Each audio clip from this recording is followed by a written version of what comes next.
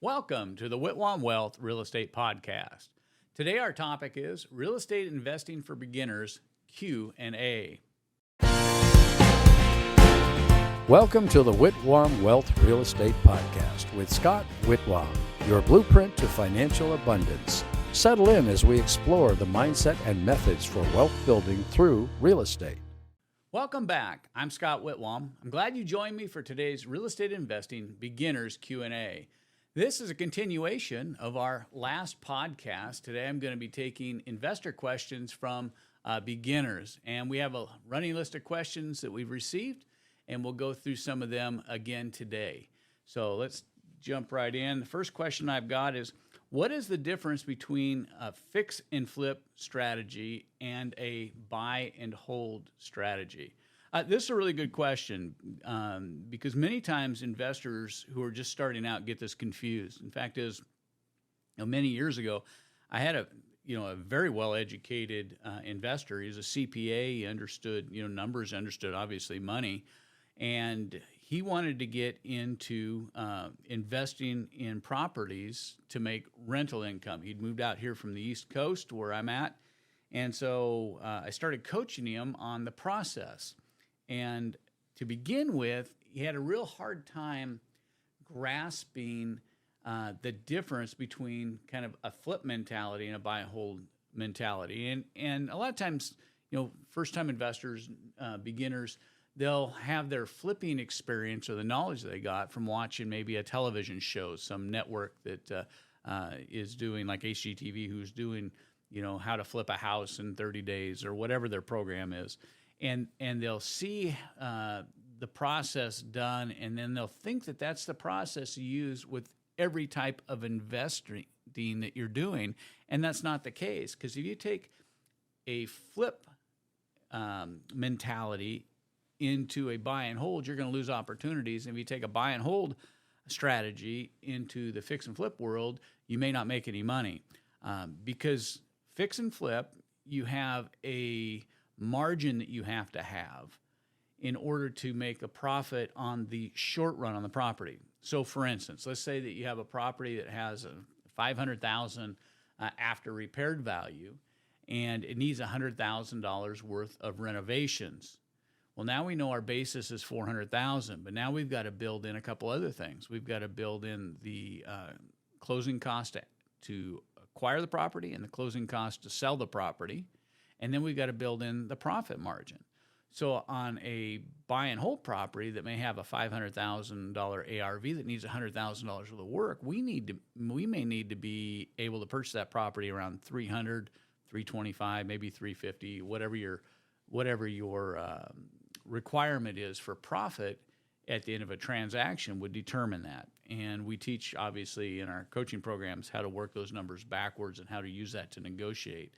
So on a fix and flip, your acquisition price has everything to do with your ultimate profit on the other end. Now, for a buy and hold, that's not necessarily the case. Typically in the buy and hold world, we're looking at rates of return.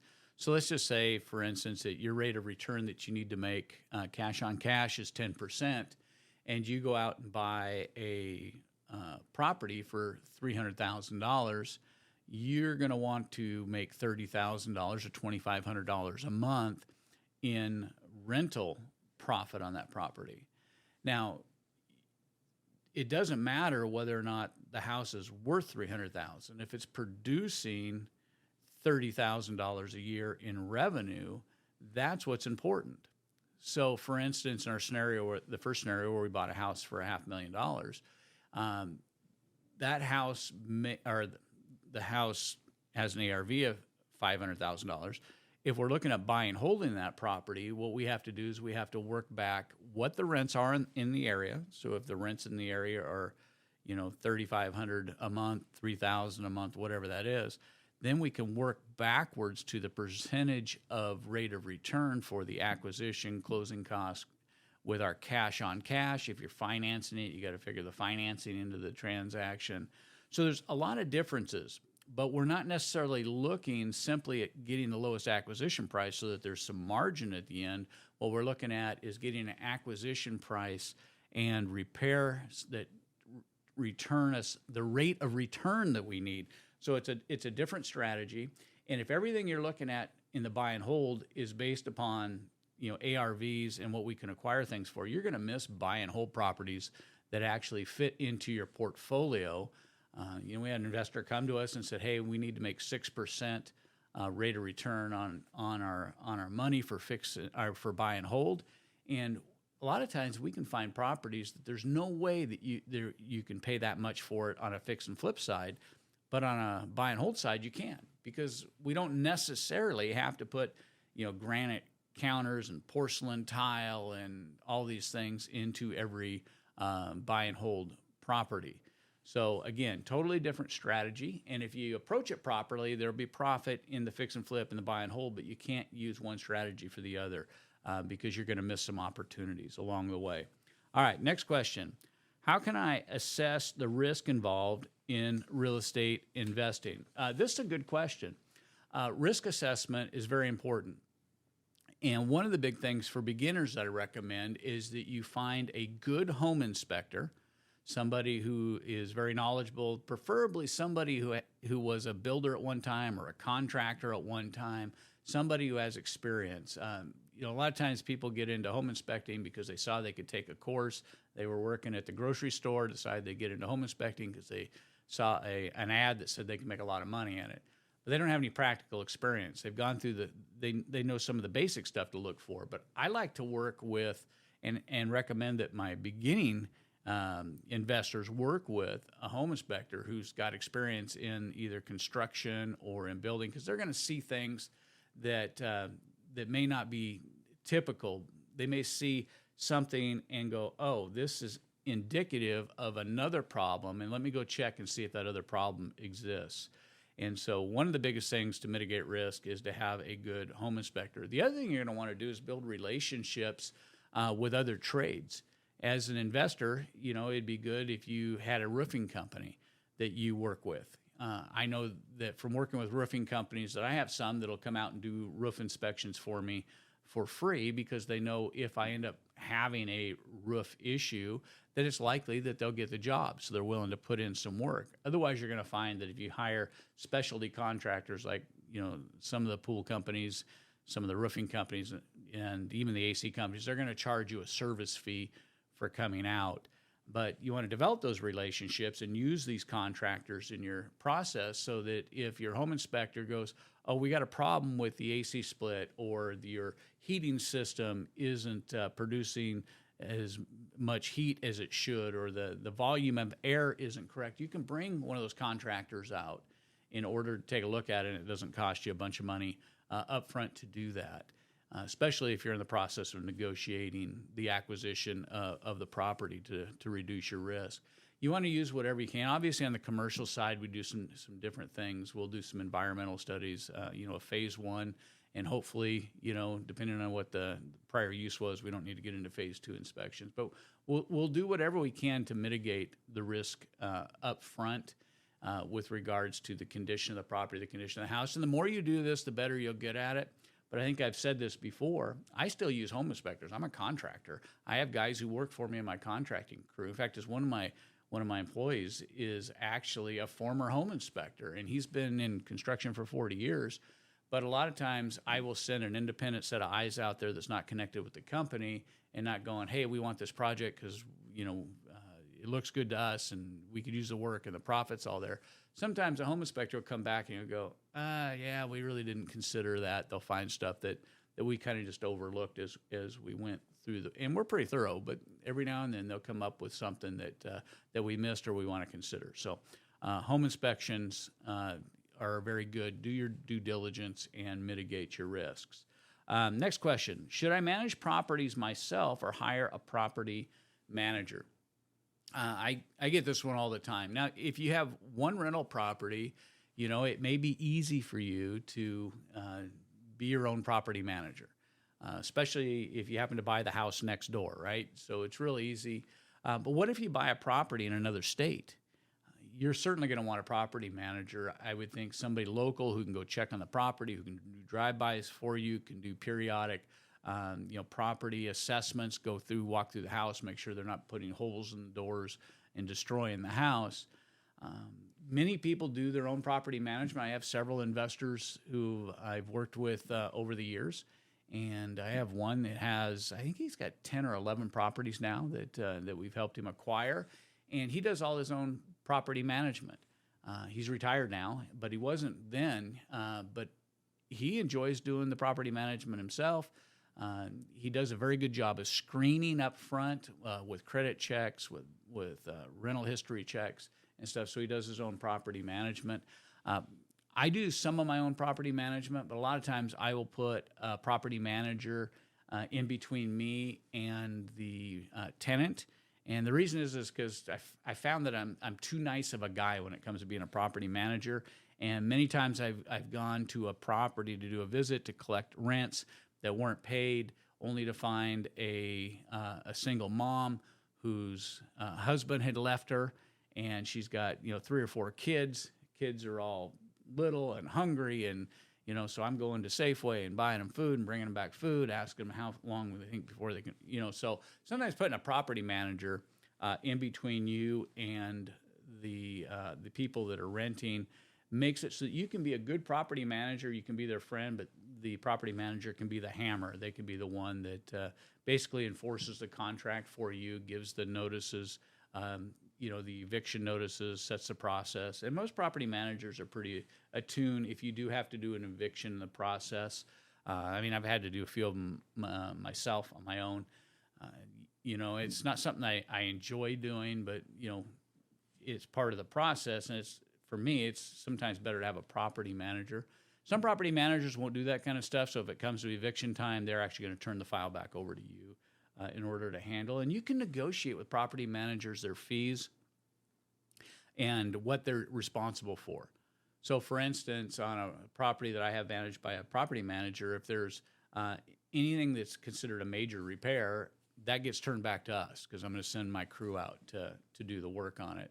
But if it's something simple, generally they have handymen on their phone list. They just call a handyman. He goes out, handles it, and they just send me a bill.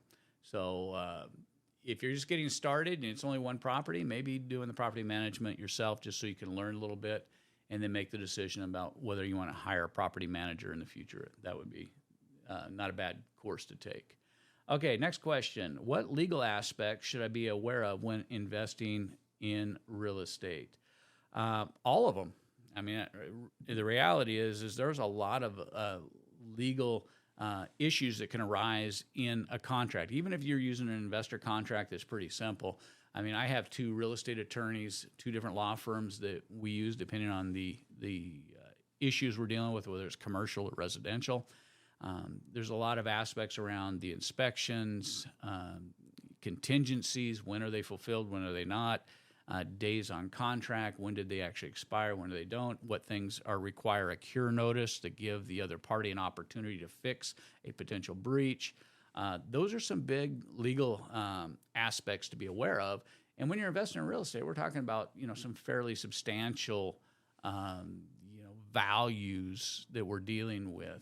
Now, if you're wholesaling, a lot of times your contract is built in such where you can, defer a lot of the legal aspects and cancel and get out of something if something starts to go sideways. But I think it's really important that we consider, the legal aspects, especially if they're in the midst of a foreclosure. What if the seller is in a bankruptcy? And sometimes it may be good to have an attorney on your dialing list so you can call them up on the phone and just say, hey, I just need some quick advice. The other thing is if you're buying properties off MLS, I know a lot of investors do, especially when they're starting out, they're trying to do buy and hold, and they'll be buying off the MLS. Get a good realtor who has years of experience that understands investing. If it's a small, boutique type brokerage, just to say they're under 30 agents, and the broker has a lot of investing experience, sometimes you can have an agent that may not have as much, but you can rely on their broker to be able to guide them and help you with some of the legal aspects, help you with the contractual aspects. You want to have a full, toolbox of experts who can help protect the legal aspects. And know your contract, the contract that you're using as an investor. If you're doing stuff with a realtor, they're going to want you to use whatever state contract there is. If you're, one of our investors in our program, we're going to recommend that you use a much more simple but very, complete contract that'll protect your interests and give you the ability to get out from something if you think you're hitting some legal hurdles that'll become too experienced to make the investment worthwhile. All right. Next question. How do I perform due diligence on a potential property? I think we covered this a little bit, but the reality is you want to make sure that you inspect every aspect that's important to you. So, for instance, I'll have my home inspector, do the inspection, and then I will review the home inspection and say, hey, he had some marks in there about the pool, so maybe I want to get a pool guy out. He had some questions about AC, volume of air splits, heating differentials, those kind of things. Maybe I need to get a heating specialist out, take a look at the property. Maybe I need to get a foundation specialist out, take a look at the property. If I'm looking at doing a lot split on a property, so let's say I'm acquiring a property that, whether it has a house or doesn't, but maybe it's got a house on it, but the lot's big enough I can split it, I'm going to want to do some due diligence down at the city or county and find out what it's going to take in order to split this thing so that I can now have two potential lots, one that maybe we rehab, sell it, or rehab and put a tenant in it, and then we build on the next one, or we sell the other one off to finance that one. But we want to do all that diligence up front.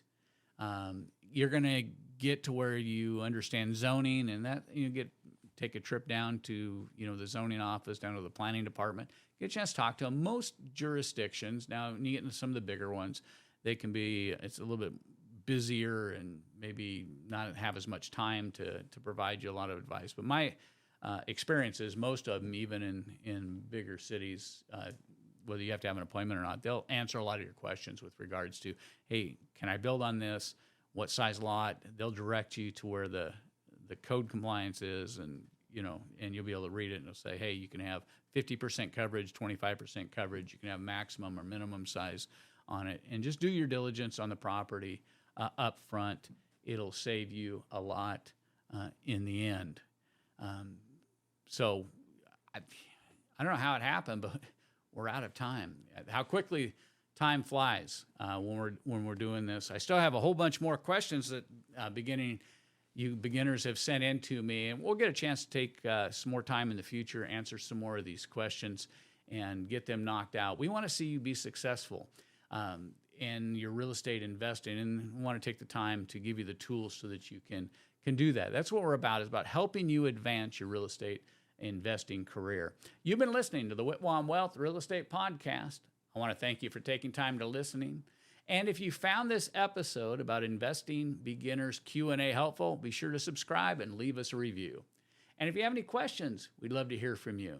We just might answer them right here on the podcast. You can always find the Whitwam Wealth Real Estate Podcast on Apple Podcasts, Spotify, iHeart Podcasts, YouTube, or wherever you enjoy listening to podcasts. This is Scott Whitwam. Be sure to join me on our next episode of the Whitwam Wealth Real Estate Podcast, where we're wealth building through real estate.